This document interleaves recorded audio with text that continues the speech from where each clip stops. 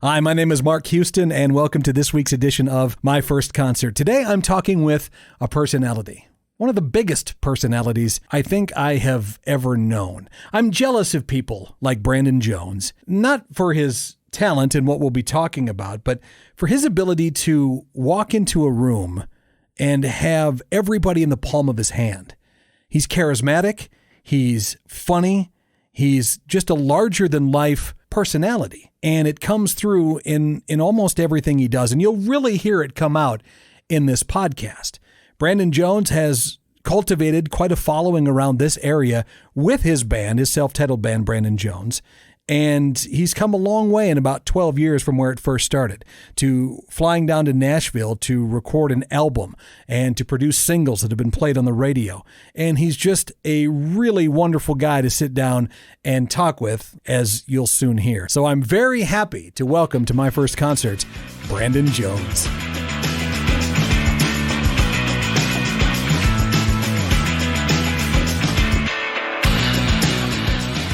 Hey, thanks for having me in here. I've gotten to know you over the years now because, well, we work in the same building, same room a lot of the times. Yeah. But I don't know really how much I know about you. Yeah. Okay. So let's go back to the beginning, where it all started for you. Are you from here? Where did you grow up? It was a wet beginning. No. Great. Perfect. No. Let me check that E-box on this podcast right now. No, I am born and raised in Rapid City. Were you really? Okay. I was born at the hospital. Oh, that's back good. when now it's the psych ward or whatever over in the Gap. I don't know if it immediately changed after I was born. Coincidence or not, but that's where I was born. Spent most of my time in Rapid Valley, Box Elder, kind of living in that side of town. Uh-huh. Went to Rapid Valley Elementary, went to Dakota Middle School. Was supposed to go to Central, but I went to my 9th grade year, was at 9th Grade Academy, which is now I think the alternative school that they have at Dakota. It's called Rapid City High or something. And it was in the old JDC, right by where the monument is, the new building, right. And they're going to tear that building down and possibly make a parking lot or something. That's where my 9th grade year was spent. Oh, wow. Jail cells. We had the class, and then every once in a while we'd go walk and take a tour of the old JDC jail cells, and our gym class, we'd walk by them. I mean, that's the kind of school I went to. It was really cool. So from a psych ward to a JDC. Yeah, I'm surprised you've ended up this well-adjusted, Brandon, honestly. Well, I was not too hip into education, Who is? What in this sucked business? is, looking back as an adult now, I'm like, I was always pretty smart, very quick-witted. The teachers seen the potential in me, but I didn't care. Right. I just didn't care. Well, do you have brothers and sisters? I do. Okay. But they're 8 and 10 years older than me, so it was kind of like... You're the baby. They were kind of like, almost like uncles. They were brothers, and now we're brothers and stuff. But then, I didn't have that, like my brother a year older or 2 years older kind of thing. I didn't have that. I was more like the annoying kid. And so anyways, then I finished high school out of Douglas, graduated. And Man, you went all over around here. How did you end up out at Douglas? That's when my family moved from Rapid Valley. My mom had she quit her job. She didn't like how she was being treated, quit her job, and we just kind of reassessed life and moved out to a trailer that my dad had owned out in Box Elder and lived in that. And I did a lot. I did a lot of growing up. Obviously, you grow up, but it's like my maturity and just life lessons and things like that really started coming to fruition that about 7th, 8th grade year on. And when I moved out to Douglas, had a girlfriend and really found a good group of friends. I had a great group of friends growing up in Rapid too, but like just people that I don't know, maybe kind of shaped me to a little bit more of who I am. I was a class clown. I had to do a lot of my sophomore year again, my senior year, while everybody else was having a half day. I had a full year, a full thing, a full day of classes. Well, it's not because you weren't smart enough to do it. You, like you said, is it just because you didn't care? I didn't care, and when I switched schools, it was my first time ever like switching schools. I mean, Well, that's hard for anybody, right? and I felt like I had to make an impression, and I guess, and so I didn't do it academically, and I was an athlete, but the coach always got mad because I didn't play sports in high school. I'd rather work, and I just was the class clown and made myself known by making jokes. And then so my junior and senior year, I had to work my butt off just to get my GPA up in order to graduate. So at this point, when you were changing schools, apparently attending every one here in Western South Dakota, you weren't musically inclined at that point, were you? So like back then, I wasn't at all. My parents had bought me a guitar. I was kind of self-taught on it, but this is back in the day when YouTube and stuff like that wasn't really quite a thing. So lessons were out of a book still, that, and I, again, just didn't apply myself. And so I didn't really musically learn anything. It was really stupid of me. In middle school and choir and stuff like that, the music teachers would always push me, Miss Kenner and Mrs. Brandt, and would push me to do lead roles. And I was super shy to do serious stuff. Right. Like I could stand up and make a joke and be fun in front of everybody, but they're like, okay, Brandon, we want you to we can hear you singing in the group and you're really good. And we want you to sing this lead part in the play. And I'm like, hell no. No. And they're like, come on, you can do it. I'm like, it won't happen. I was just way too shy to be serious like that. I couldn't do it. And so that was middle school when you had to take choir. High school, you don't have to. And I didn't. And I really regret that because it's like, that's a lot of free training, whether it been choir or whether it be band or any music, anything, nothing. I took nothing, but I did fantasize about being a musician. And I would spend most of my nights by myself in my bedroom singing endlessly songs, hours upon hours, and closing my eyes and pretending like I'm at a show, or how am I going to act? How am I going to move? I'm recording songs off the radio. I'm ripping your show off on the radio to listen to the songs on cassette over and over again and make sure I learn these words back to, and I'm trying to hit the vocal parts perfectly. And what are my, all those things. Like I really broke it down all by myself in my bedroom. I thought nobody had a clue that I was singing. I was in my own little world and wouldn't share it with anyone. I barely sang in front of my girlfriend in high school, and that was just, for other reasons. I think it's really interesting that you would have stood up in front of a group of people to make them laugh. But when it come to being serious or singing in that sense, it was really just hard. Having to know you now, I'm really surprised by that. It was a weird, I carried that nervousness into my adulthood. I still wouldn't sing. I bet you until I was married, maybe not quite married, but like dating my first wife, like 21, 22, I hadn't sang in front of maybe 10 people. Nobody knew I could sing. I wasn't even sure if I could sing, because you sing in front of your parents or at church, or you sing in front of your girlfriend. They're like, you're really good. I'm like, well, they're going to say that no matter what. You're supposed to say that. So I didn't really think, I'm like, I don't know. I'm sure I can sing-ish, A lot of people can kind of sing, but I really did have that passion to do it. I just never told anybody, and didn't want to actually follow through with it. I was scared to death of doing something like that. So then after high school, what was your plan when you were in high school and you're in your bedroom singing into the hairbrush in the mirror? I mean, what was your plan after high school? I idolized my dad, and I was just going to be a mechanic. I'm like, I'm going to work on cars.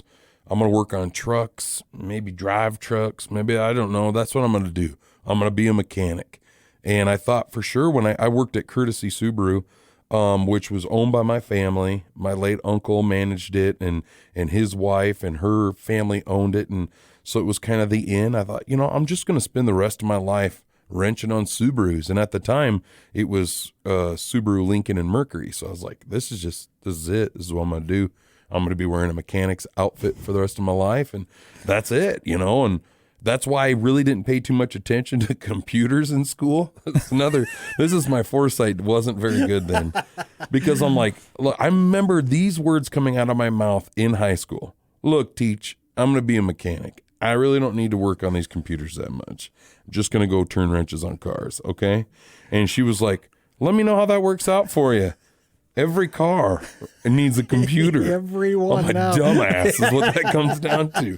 I'm a dumbass. But anyway, yeah. So that was that. I mean, I really thought that's all I was going to do. And for a while, I quit the summer out of high school from courtesy, started working on trucks. And then that's really it. I worked on trucks for a long time, or had something to do with semis, whether it be selling them, working on them, driving them. That's pretty much what I did.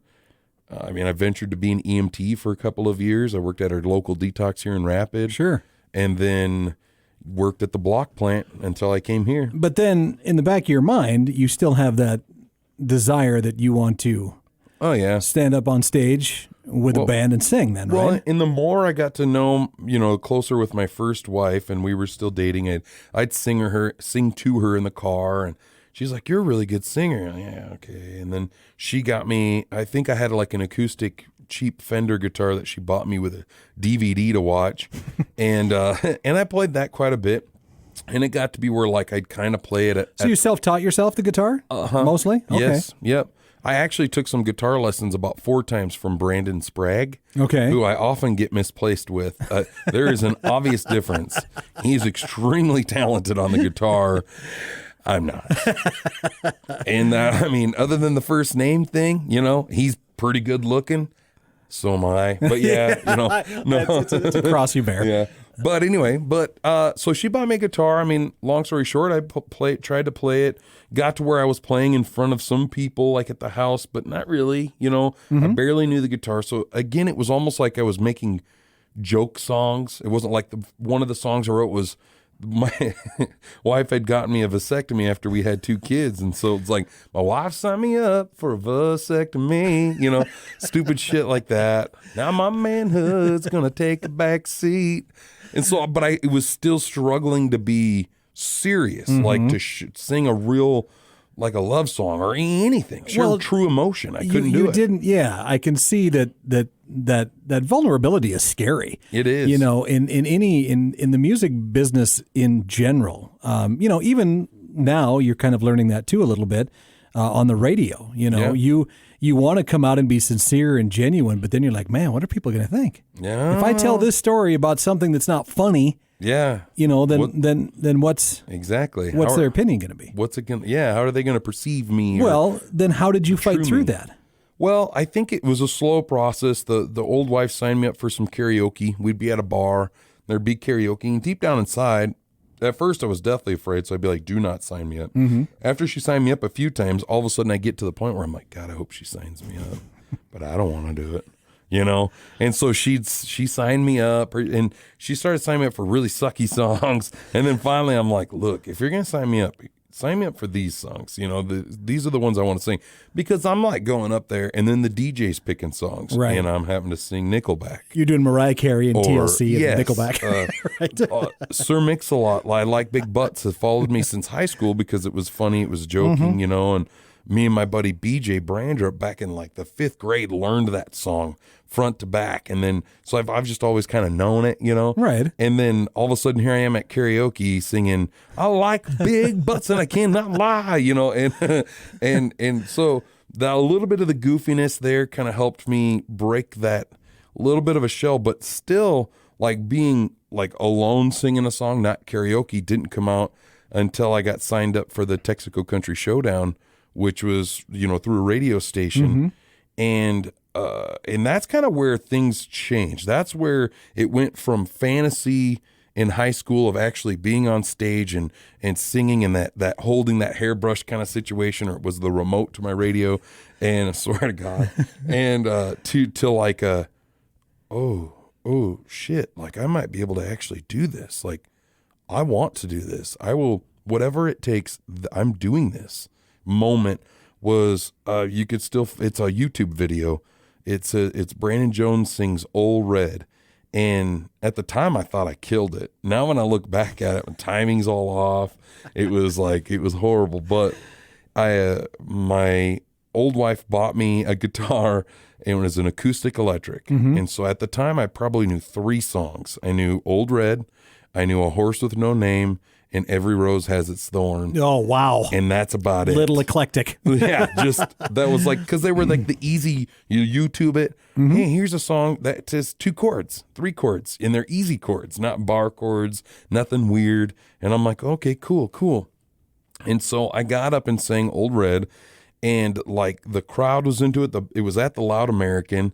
The bar was completely packed, and it was just, I was like, okay, I think I can do this. Like, I think this is the moment in life where like I remember making that change. Like, I'm going to do this.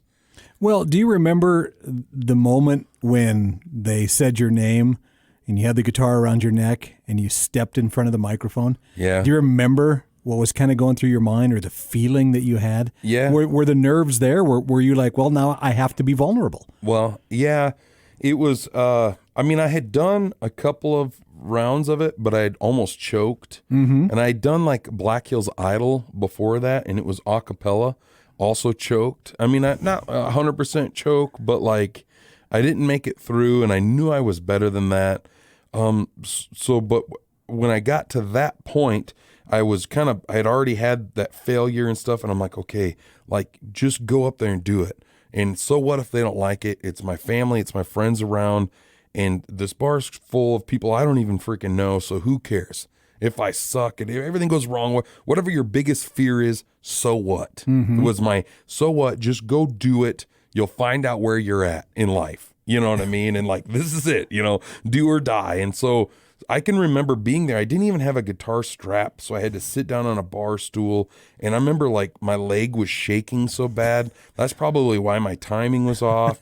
I was shaking. I couldn't hear shit. I mean, I could hear it, but I was so scared mentally. I was like, like, oh gosh, well, I've got me with another man, whatever the first words are. And I can remember just like, get going and just let it happen. And it was scary. And I can remember getting done and being like shaking still, because it's that nerves. You're so vulnerable. You open up and you're in. And I truly feel this way to this day, is like, in order for somebody to really feel a song that you're playing, whether it's something you wrote, it's a cover, it doesn't really matter, but there's emotions. It's art. It's something somebody created. It's something you're portraying. You're showing them this. And so for them to feel it, what you feel when you sing this, you really have to be vulnerable and open yourself up, and they can hear that. They can feel the emotion in your voice. And if you can't do that, then you're just an okay singer singing a song, and it's okay. And people are like, hey, okay. Sure. But there's a difference between that and being able to say, I caught my wife with another man, and people believing that. And the warden saying, come on somebody, and people feeling those words in that song.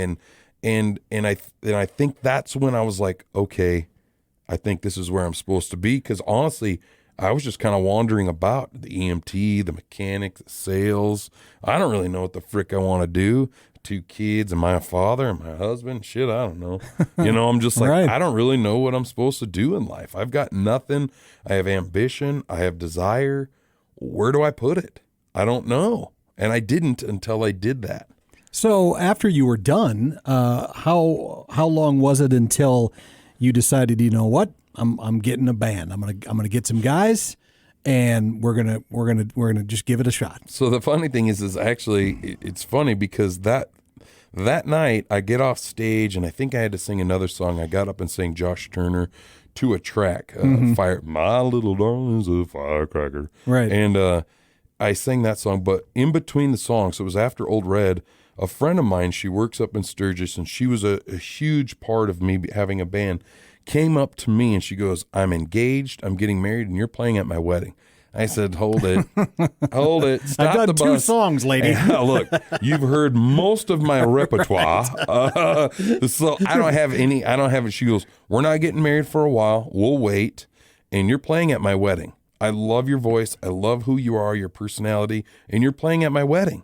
And I'm like, look, honestly, here, we swapped information. I'm like, we could talk about this later, but it's like, honestly, I don't have shit. Like, I showed you everything I got. So I don't know. And she's like, no, it's going to happen. Figure it out. Like, essentially, get your stuff together and get ready to play at my wedding. We're waiting for you, so hurry up.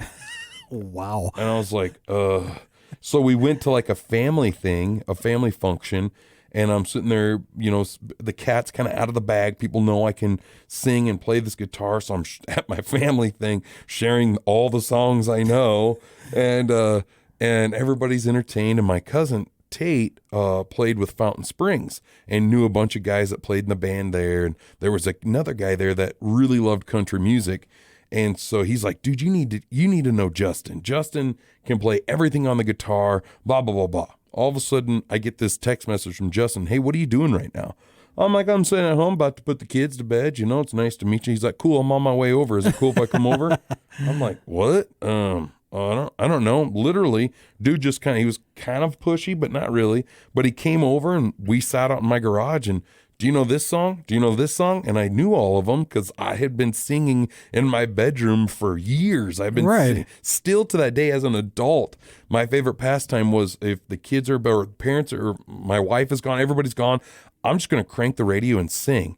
And so that was still a thing I did. It was like my thing that I didn't share with anybody. So I'm like, hell yeah, I know all these songs, you know, blah, blah, blah. Went through, he's like, all right, I'm going to put some people together. We're going to build a band and we're going to go. We need to think of a band name. I'm like, hi, my name's Brandon. Your name, you know, and it was about that quick. And then it was about 10 years ago in March that we came up with a band name Thirsty Fish. Mm-hmm. And people think it has to do with drinking, but it's more to do with the fact of that was me.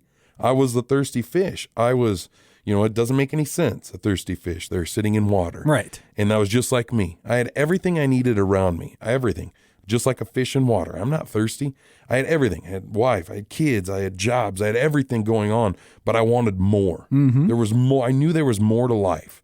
And that's what my thirsty fish was. And so we started the band and played our first show thanks to that gal who wanted me to play at her wedding. She worked at the VFW in Sturgis, and she also worked at the Side Hack in Sturgis. So we played at those two places, and the full band nobody was really into country but me and Justin, and so we did almost a full year of that before the band dissolved. But in that year, I was playing at Joe's place, and that's where I really started building a fan base. It was just acoustic, mm-hmm. and it just kind of grew from there.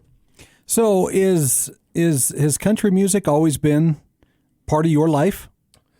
Yeah, I've always liked, I've liked all music. I went through I was really thick into Metallica and mm-hmm. rock for a long time. I pretty much love everything. The only thing too heavy metal or rap, I don't mind it. I like the beat and everything, but I want to sing something. Right. And then I guess the way I talk, the way things come out of my mouth, no matter what I sing, everyone's like, that's a really nice country version of that song. I'm like, well, I wasn't intending it to be country, but okay, you know. But so I guess it just kind of found me. I mean, I do love country music, mm-hmm. and I look up to it, but I like all music.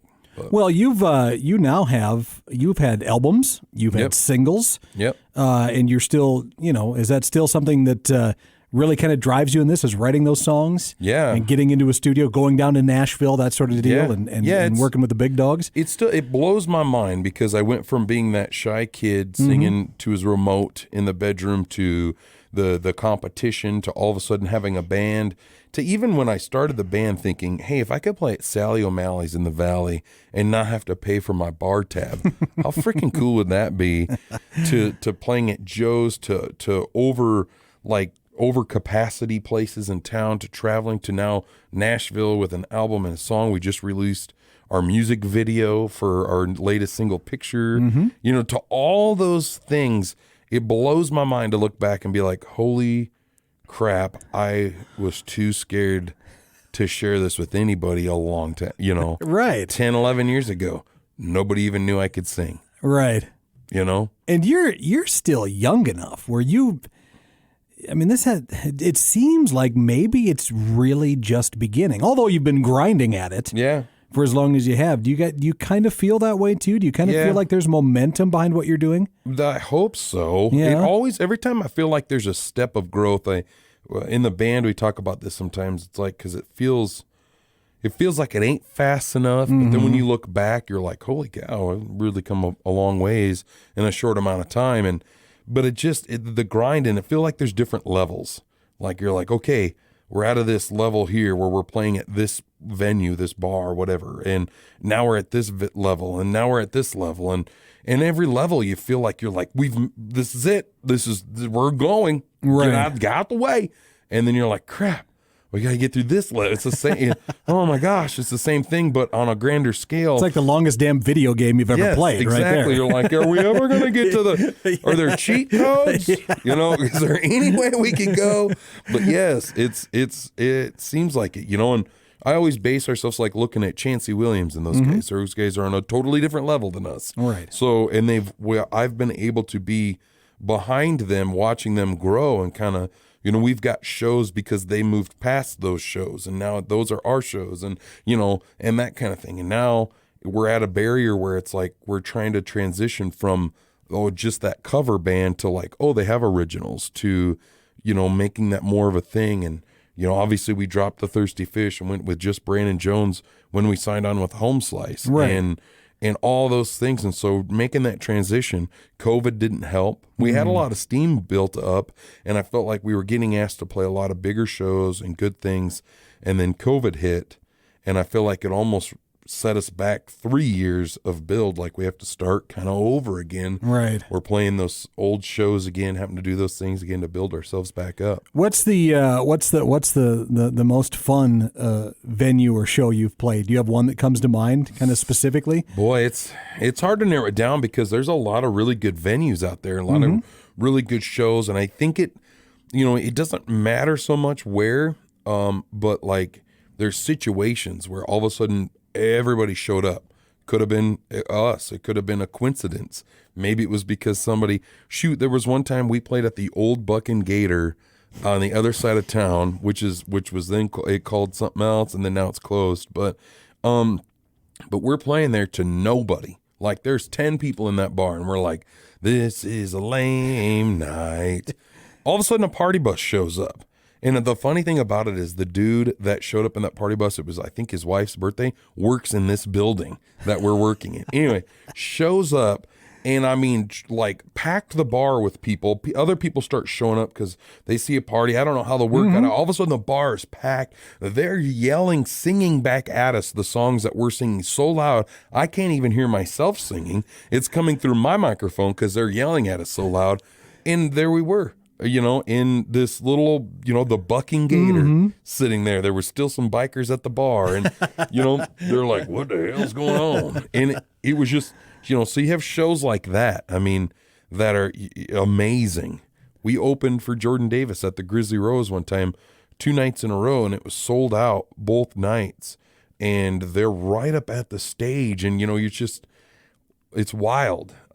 I think back to when we opened up for like Clint Black at Wild Bill Days. Right. I don't even know how many people, because it's Deadwood from, Mustang Sally's all the way up the hill of thousands of people. And, they're all waving and cheering at you, and you're like, it just looks like, dots in the distance. Right. And it's just wild, How would you describe that feeling to somebody that doesn't stand on stage to that adoration? Is there any comparable feeling that people that don't do it would get?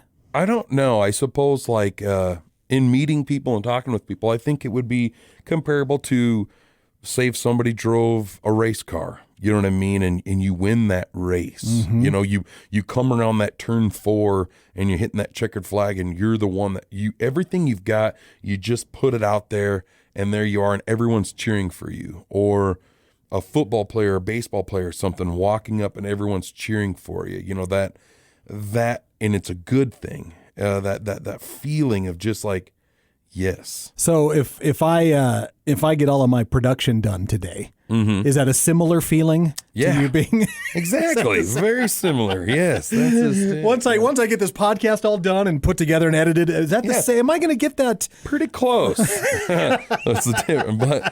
But it's that feeling,